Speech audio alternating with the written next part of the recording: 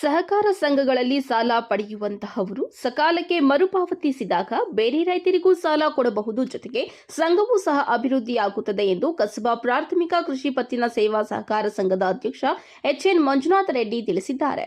ಪಟ್ಟಣದ ಖಾಸಗಿ ಕಲ್ಯಾಣ ಮಂಟಪದಲ್ಲಿ ಆಯೋಜಿಸಿದ್ದ ಕಸಬಾ ಪ್ರಾಥಮಿಕ ಕೃಷಿ ಪತ್ತಿನ ಸೇವಾ ಸಹಕಾರ ಸಂಘದ 2024-25ನೇ ಸಾಲಿನ ಸರ್ವ ಸದಸ್ಯರ ಸಭೆಯಲ್ಲಿ ಮಾತನಾಡಿದ ಅವರು, ಸಹಕಾರ ಸಂಘಗಳು ಷೇರುದಾರರು ಹಾಗೂ ರೈತರ ಅಭಿವೃದ್ಧಿಗಾಗಿ ಕೆಲಸ ಮಾಡುತ್ತವೆ.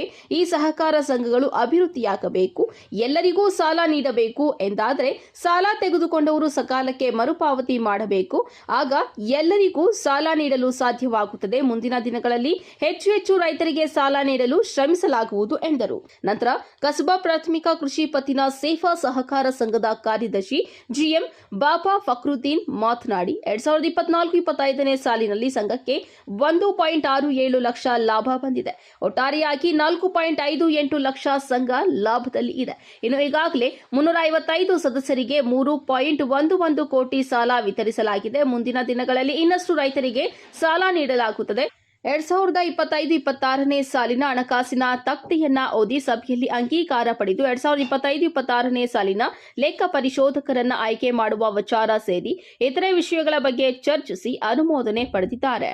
ಸಭೆಯಲ್ಲಿ ಸಂಘದ ನಿರ್ದೇಶಕರಾದ ಎಸ್ ವೆಂಕಟಾಚಲಪತಿ, ಸುರೇಂದ್ರ ರೆಡ್ಡಿ, ನರಸಿಂಹಮೂರ್ತಿ, ಶ್ರೀನಿವಾಸ್, ಹುಸೇನ್, ಆದಿನಾರಾಯಣಪ್ಪ, ಶಾಂತಮ್ಮ, ಅರುಣಾಕುಮಾರಿ, ರಾಜಾರೆಡ್ಡಿ ಸೇರಿದಂತೆ ಹಲವರು ಇದ್ದರು. ಸಕಾಲಕ್ಕೆ ಸಾಲ ಮರುಪಾವತಿದಾರರನ್ನ ಸನ್ಮಾನಿಸಲಾಯಿತು. ವರದಿ ಸತೀಶ್ ಬಾಬು, ಎ ನಂದಿ ಟಿವಿ, ಗುಡಿಬಂಡೆ. ಇನ್ನು 5 ಕೋಟಿ ಸಾಲ ಕೊಡಬೇಕನ್ನೋ ಒಂದು ಆಸೆಯನ್ನು ಇಟ್ಕೊಂಡಿದ್ದೀವಿ. ನಾವೆಲ್ಲರೂ ತೀರ್ಮಾನಕ್ಕೆ ಬಂದಿದ್ದೀವಿ.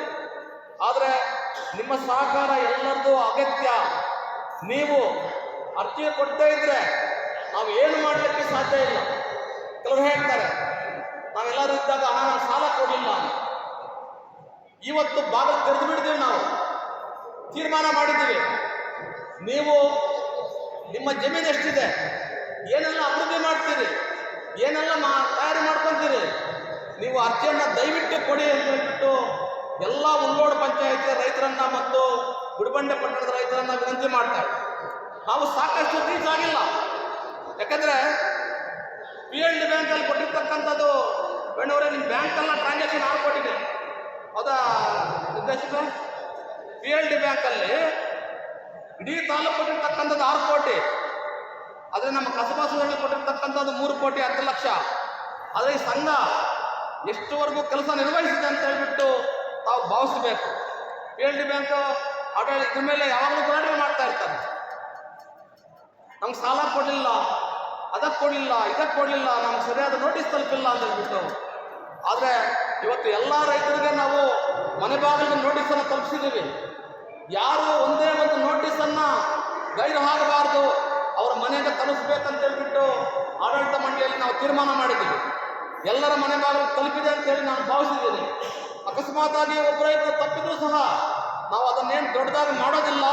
ನಿಮಗೆ ಸಕಾಲಕ್ಕೆ ನಿಮಗೆ ಏನೆಲ್ಲ ಈ ಸಂಘದಲ್ಲಿ ಕಾನೂನು ಪರಿಮಿತಿಯಲ್ಲಿ ಏನಾಗಬೇಕು ಅನ್ನೋದನ್ನು ಸಲಹೆ ಕೊಡ್ತಾರೆ ಅಂತೇಳಿ ನಾವು ಭಾವಿಸಿದ್ದೀವಿ.